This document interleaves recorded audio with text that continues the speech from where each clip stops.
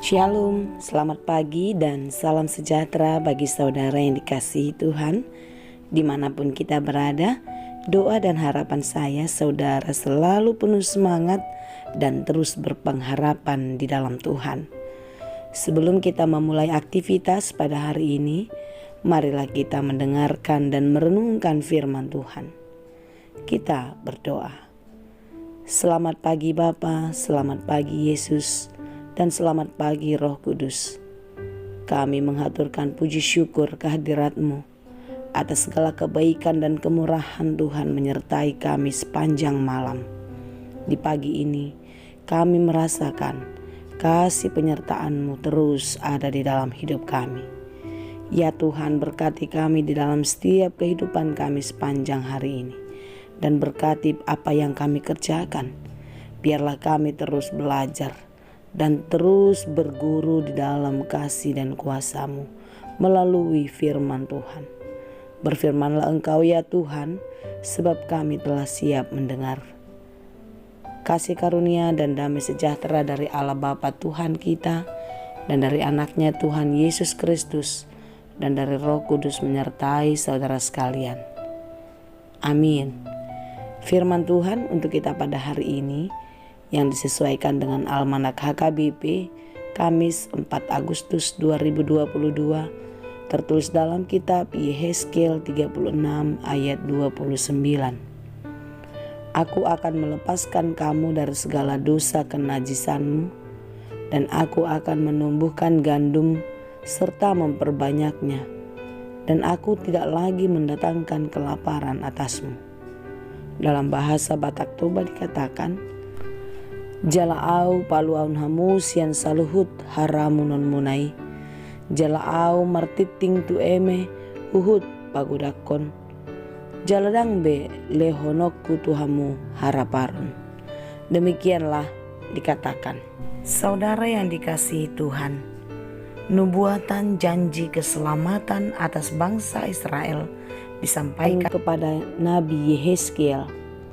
Kala itu dia berada bersama-sama dengan para buangan, yaitu di Babel. Mereka berada di tepi sungai Kebar, dan terbukalah langit. Lalu Yehezkiel melihat penglihatan-penglihatan tentang Allah.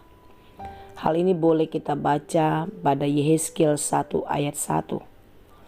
Firman Tuhan kepada Imam Yehezkiel tentang kekuasaan Allah yang akan meliputi dia.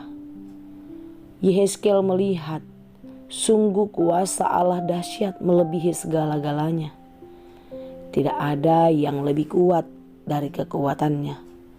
Tidak ada yang lebih hebat dari segala sesuatu yang pernah dia lihat. Janji Allah kepada bangsa Israel melalui Yehezkiel merupakan suatu penghiburan bagi bangsa itu, terutama bagi Yehezkiel, dan ini disampaikan kepada seluruh umat bahwasanya Allah akan memulihkan, Allah akan menolong dan menyelamatkan mereka. Kita tahu bangsa ini harus menjalani hukuman atas segala dosa-dosa mereka, atas segala kenajisan hati mereka yang terus menduakan Allah. Saudaraku yang dikasihi Tuhan, ketika Allah hendak bertindak menghukum manusia yang berdosa, tidak ada satupun yang dapat menghindarinya.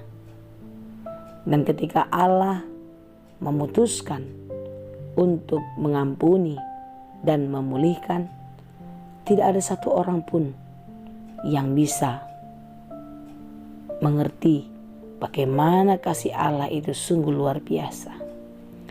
Saudara yang dikasihi Tuhan, bangsa Israel adalah umat yang berdosa, umat yang menduakan dan mengecewakan Allah.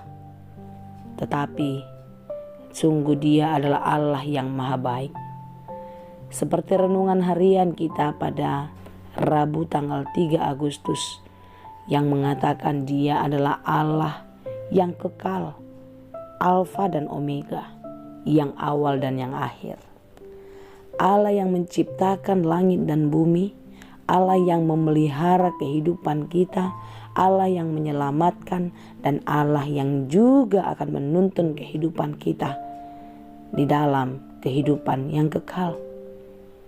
Dialah tetap Allah yang penuh kasih setia. Saudara-saudara yang dikasihi Tuhan, di dalam keterpurukan, di dalam penderitaan yang dalam, Allah memberi janji keselamatan. Dalam ayat 25 di pasal 36 ini dikatakan, Aku akan mencurahkan kepadamu air jernih yang akan mentahirkan kamu dari segala kenajisanmu. Dan dari semua berhala-berhalamu, aku akan mentahirkan kamu. Kita sering sekali tanpa menyadari menduakan Tuhan. Kita lebih mencintai harta kekayaan, mencintai jabatan, mengutamakan kekuasaan. Dan bahkan kita lebih mementingkan hal-hal yang datang dari dunia daripada Allah yang Maha Kuasa itu. Tetapi seperti yang saya katakan di awal tadi, ketika Allah memutuskan akan memberikan pengampunan, tidak ada yang bisa melawannya, tidak ada yang mampu untuk menolaknya. Dia sungguh Allah yang Maha Kasih. Karena itu saudara-saudara yang dikasihi Tuhan, biarlah kita boleh berubah di dalam kepulihan yang diberikan Tuhan. Karena memang sampai hari ini kita tetaplah manusia yang lemah, manusia berdosa, yang terkadang sulit untuk melawan segala keinginan daging. Kita sering terseret oleh kenikmatan-kenikmatan dunia. Tetapi di dalam kasih-Nya, Tuhan mau mengubah kita sebagaimana Ia mengubah hidup bangsa Israel kala itu. Kita sering kecewa, kita sering gagal karena diri kita sendiri. Kita merasa mampu, kita berjuang sendiri tanpa mengandalkan Tuhan. Sehingga ketika kita kalah, ketika kita gagal, kita marah dan kecewa. Tetapi di dalam renungan kita pada hari ini, kita sungguh dihibur, kita sungguh dikuatkan kalau kita akan dipulihkan. Kamu akan kuberikan hati yang baru dan roh yang baru di dalam batinmu. Dan aku akan menjauhkan dari tubuhmu hati yang keras dan kuberikan kepadamu hati yang taat. Tentu kepulihan yang akan dilakukan Tuhan tidak akan tanggung-tanggung. Dia akan mengubah hidup kita secara total.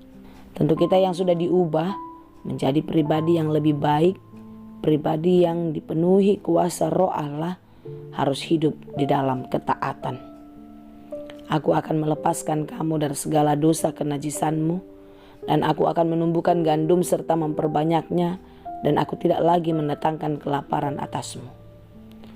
Sungguh berkat yang luar biasa bagi mereka yang mau berubah, mengubah hidupnya dari manusia lama, berjalan seperti yang dikehendaki Tuhan di dalam kehidupan yang baru, berubah menjadi orang yang baik dan yang taat kepada Tuhan, menuruti perintah-Nya.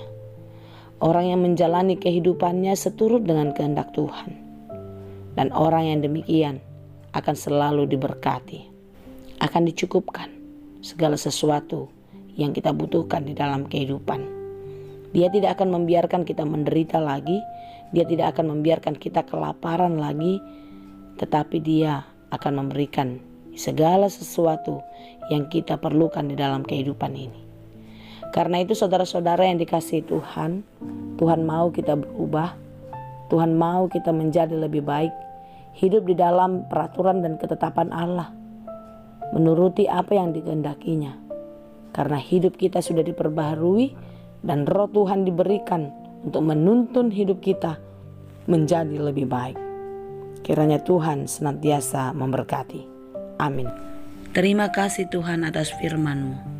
Ajari dan mampukanlah kami untuk dapat menjadi pelaku firman yang setia di dalam kehidupan kami. Kami mau berubah di dalam pembaharuan yang Tuhan kerjakan di dalam hidup kami untuk hidup lebih baik, taat hanya kepadamu saja. Terima kasih Tuhan, hanya di dalam Yesus kami berdoa. Anugerah Tuhan kita Yesus Kristus, kasih karunia Allah Bapa, dan persekutuan Roh Kudus, itulah kiranya yang menyertai dan memberkati kamu sekalian. Amin.